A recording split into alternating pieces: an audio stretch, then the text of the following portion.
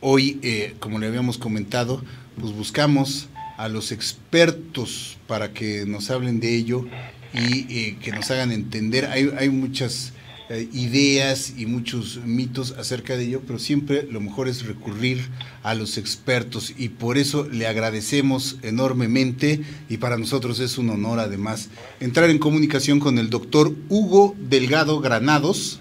Él es director del Instituto de Geofísica de la UNAM, ni más ni menos, y presidente fundador de la Asociación Latinoamericana de Volcanología, de la Commission on Volcano Ice Interactions, también además en organizaciones internacionales, un experto vulcanólogo, de verdad, para que nos hable de ello. ¿Cómo está, doctor Hugo Delgado? Muchísimas gracias por esta comunicación. Buenos días, doctor. Oiga, pues inevitablemente, lo que se ha comentado mucho, hay relación entre esta erupción volcánica en Guatemala y la que habíamos visto de manera intensa allá en Hawái, que tiene pues ya casi el mes, ¿no?, de actividad este volcán. Sabemos que estamos en un país vivo, que tiene pues estas manifestaciones que se encuentran sobre todo en este llamado círculo o anillo de fuego del Pacífico, que de alguna manera, pues muchos dicen, hay una discusión ahí creo entre los expertos si hay alguna clase de relación entre estas erupciones y si podríamos esperar más, doctor. ¿Qué nos dice de ello? Sí, mire, de manera categórica le digo que no tienen absolutamente ninguna relación. Efectivamente, el volcán de fuego en Guatemala pertenece al cinturón de fuego. El caso del volcán Kilauea en Hawái no pertenece a ese cinturón de fuego. Es el volcanismo en Hawái un volcanismo que está asociado fundamentalmente a un origen totalmente distinto.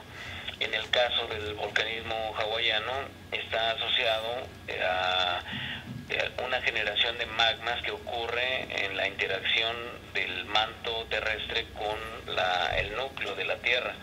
Entonces es muy profundo.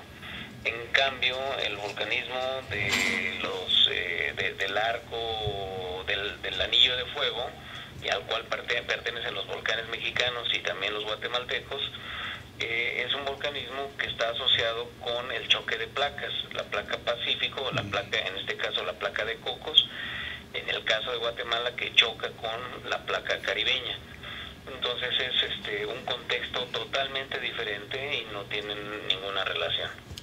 Muy bien, doctor, y por ello también la diferencia, digamos, en el tipo de erupción de la actividad eruptiva entre uno y otro. Veamos del Kilauea, que ha expulsado pues gran cantidad de lava ardiente, así que ha alcanzado incluso hasta el mar, y aquí lo que eruptó, digamos, este volcán de fuego fue este material piroclástico que le llaman, que son gases, arena, todo esto ardiente, que fue, si no me equivoco, doctor, pues lo que mató a estas personas que estaban en las comunidades aledañas. Es decir, esto los alcanzó porque viaja pues creo que hasta 100 kilómetros por hora puede alcanzar esta explosión del material o expulsión de material piroclástico, doctor. ¿Es correcto esto?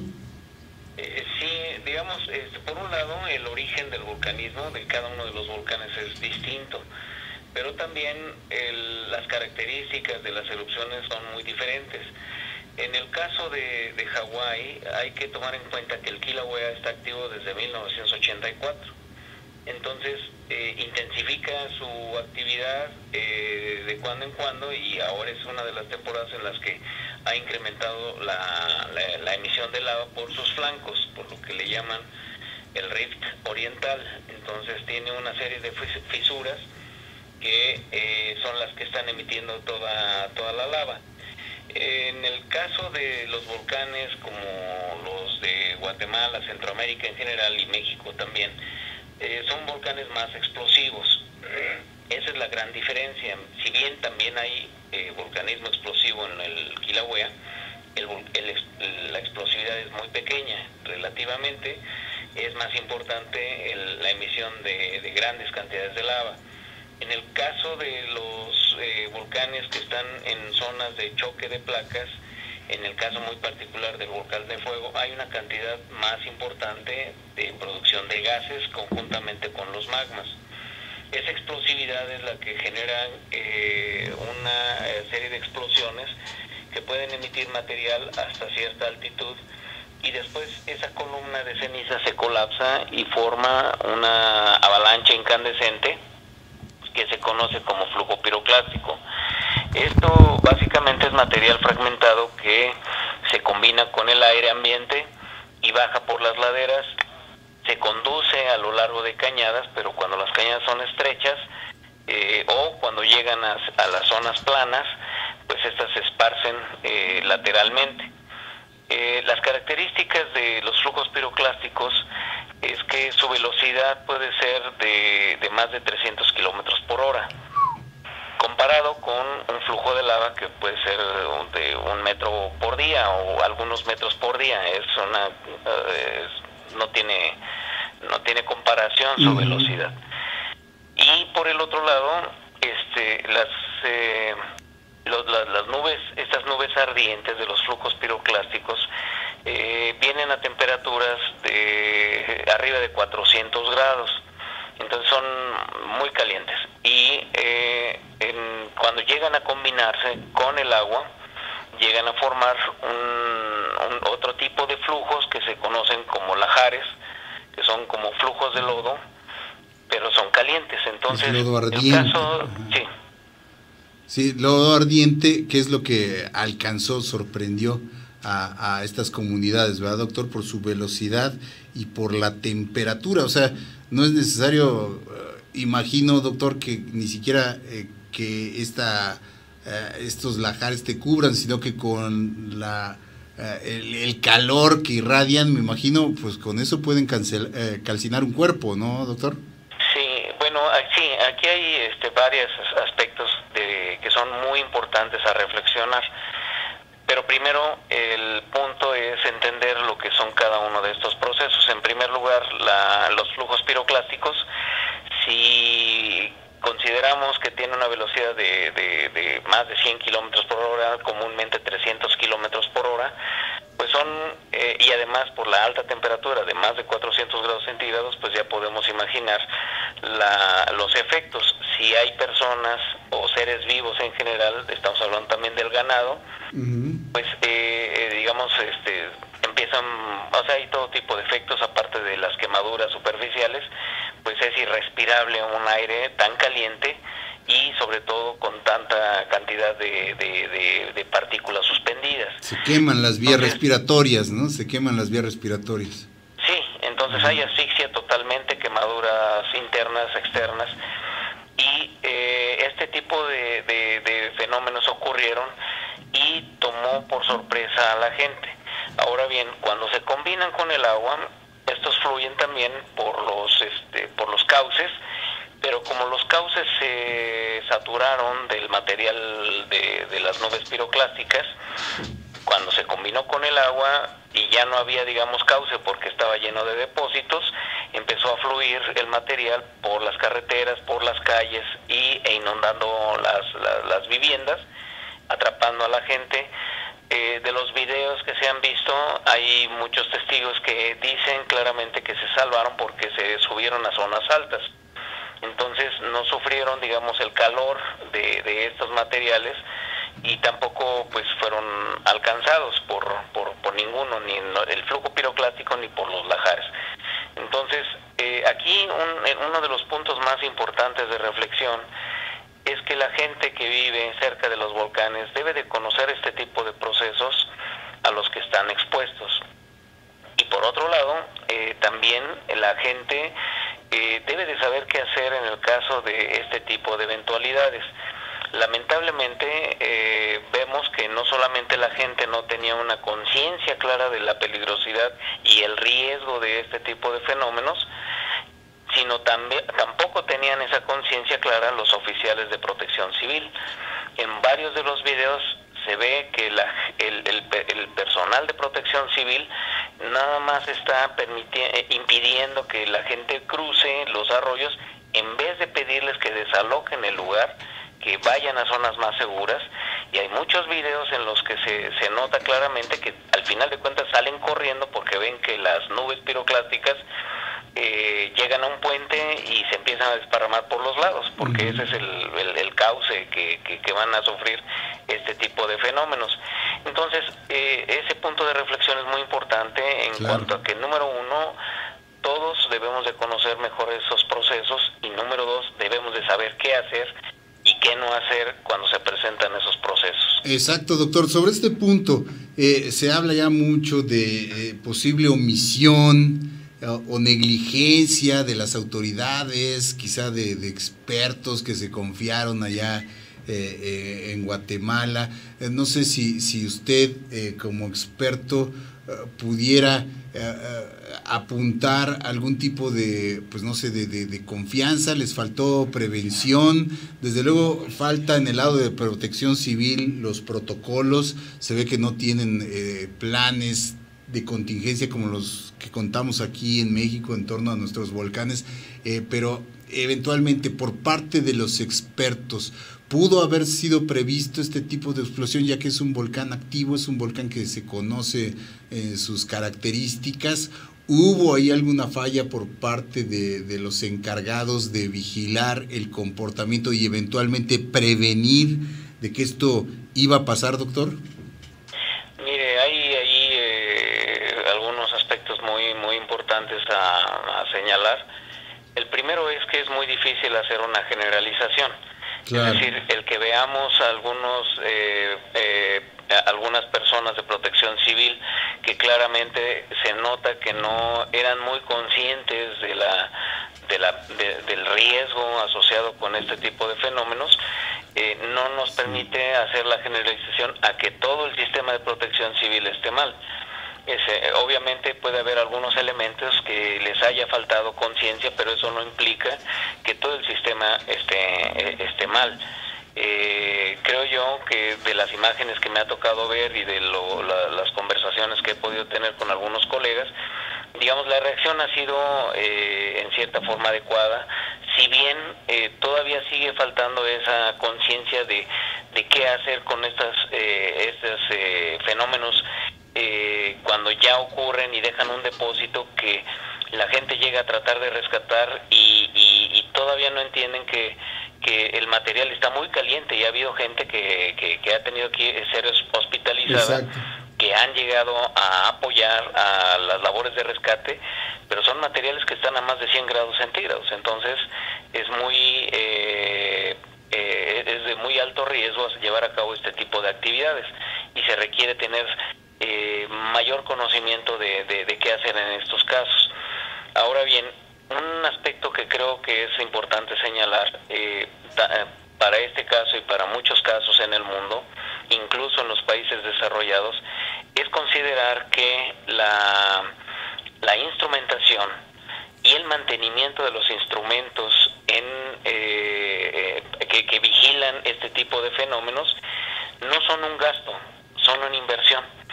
Y muchas veces la anticipación, los sistemas de alertamiento dependen de una instrumentación que esté funcionando al 100%. Cuando esto no se da, pues podemos decir que falló el personal, pero es posible que el personal no haya fallado, sino lo que ha fallado es el flujo de recursos económicos para poder mantener este tipo de vigilancia, en este caso volcánica, para poder anticipar, para poder llevar a cabo pronósticos. No se puede predecir estos fenómenos, pero al menos con un sistema adecuado de vigilancia sí se puede llegar a buenos pronósticos. Y es una diferencia tal vez muy simple, que parece semántica: pronóstico contra predicción.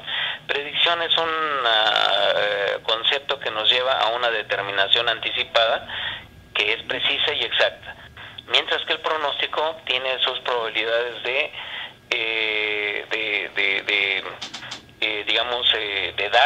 tener la puntería para con ese porcentaje de probabilidades. Es más una especulación. Lo que sucede es como cuando decimos, el servicio meteorológico nos dice que con 50% de probabilidades, 70% de probabilidades va a llover.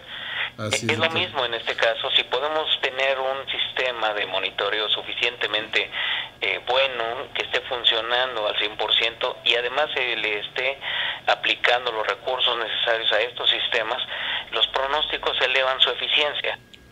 Así es, o sea que la responsabilidad pues aquí estaría más arriba, ¿no? Ya en las autoridades gubernamentales, que son las que deben de prever de estos aparatos, de estos sistemas, para que se tengan ustedes, los expertos, pues más recursos, ¿no? Para eventualmente prevenir sobre estos desastres. Y algo inevitable, doctor, aprovechando su presencia y su tiempo, pues se habla mucho de que si en el caso de nuestro Popocatépetl, de nuestro volcán de Colima, en el caso del Popo concretamente, podría ser o haber una posibilidad de que haya, o una probabilidad de que haya un escenario similar en caso de que tuviera una explosión, una erupción mayor el Popo. ¿De qué tipo sería? Entiendo que se han actualizado también los atlas de zonas de riesgos de una eventual erupción de grandes proporciones del Popocatépetl. Doctor, ¿de qué tipo sería de acuerdo a lo que se sabe? Sí, efectivamente, se presentó justamente el lunes de la semana pasada la memoria técnica con la cual se actualizaron los mapas de peligrosidad del Popocatépetl. La peligrosidad tiene que ver con la probabilidad que tiene el volcán de producir una serie de procesos. Es decir, cuando lleva a cabo una explosión, un volcán, pues emite cenizas, las cenizas se las lleva el viento, pero si se generan en una cierta cantidad y se colapsa la columna eruptiva, forma flujos piroclásticos.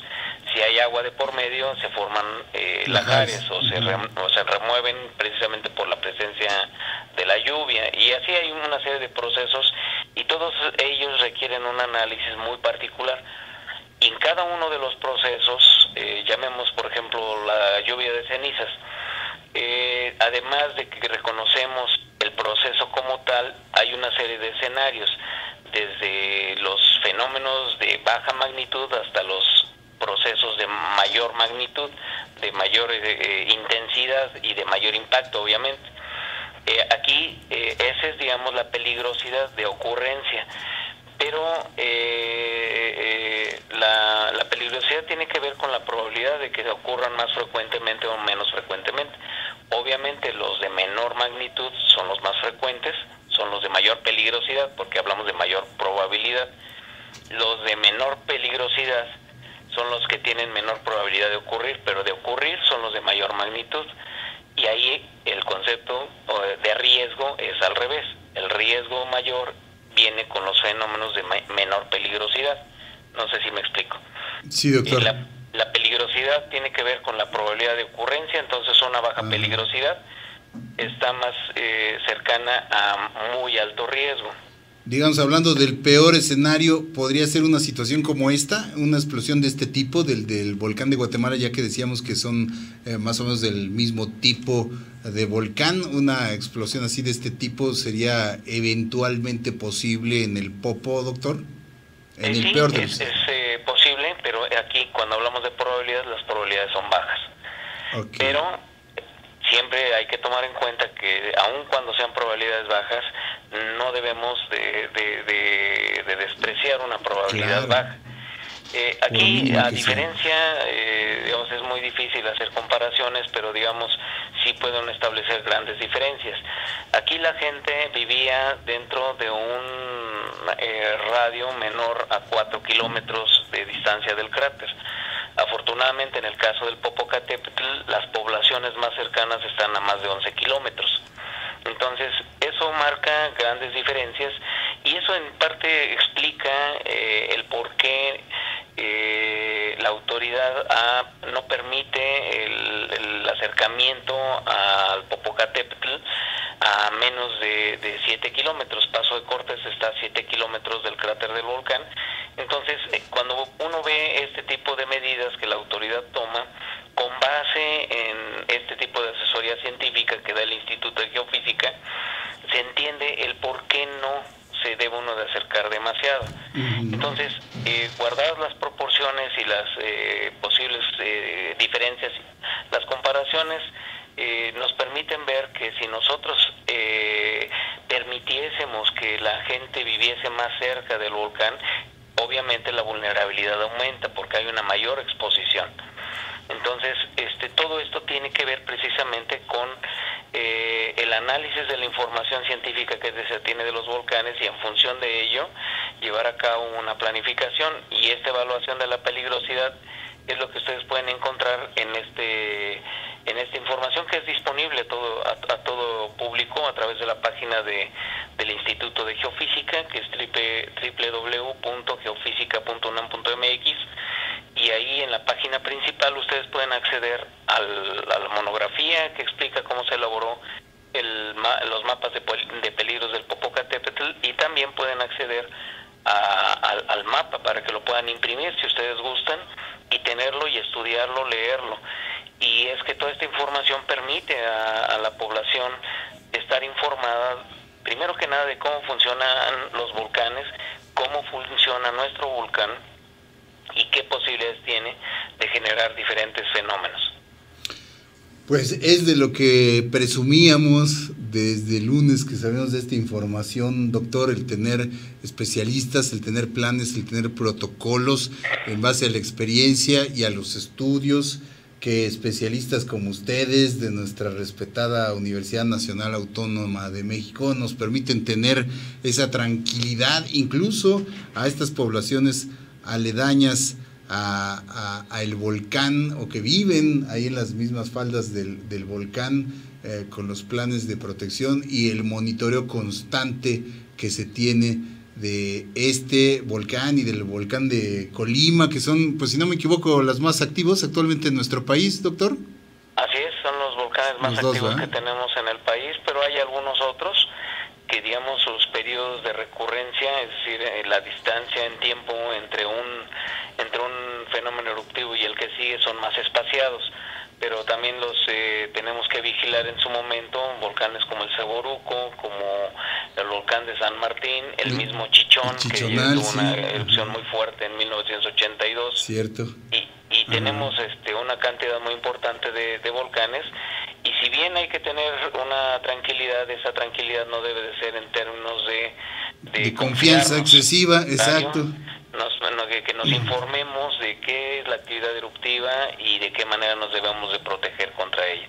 Y cabe muy bien aquí aquel dicho de cuando veas las barbas de tu vecino cortar, ¿no? En el caso de Guatemala, que pues quizás ya sabremos más adelante dónde estuvo la falla en las previsiones o en la revisión, pero nosotros afortunadamente pues tenemos el orgullo de contar con especialistas e instituciones como ustedes que están al tanto de esto. Doctor, le agradecemos enormemente toda esta verdadera cátedra que nos acaba de dar de todo esto, que hay que, a veces se queda uno con ideas, ¿no? Con ciertas cosas, y la población debe antes que nada conocer, y cuando lo hace de viva voz de los expertos es todavía mucho mejor. Le agradecemos muchísimo, doctor, a nombre del auditorio de Disyuntiva TV, todos muy interesados y muy agradecidos por esta plática. Es el doctor Hugo Delgado Granados, director del Instituto de Geofísica del UNAM y uno de los vulcanólogos más destacados de nuestro continente, podría decirlo sin temor a equivocarme. Muchísimas gracias, doctor, y a la orden siempre con nuestra querida universidad. Un abrazo. Igualmente, muchas gracias, hasta luego. Gracias a usted, doctor. De verdad que es un honor para todos nosotros tener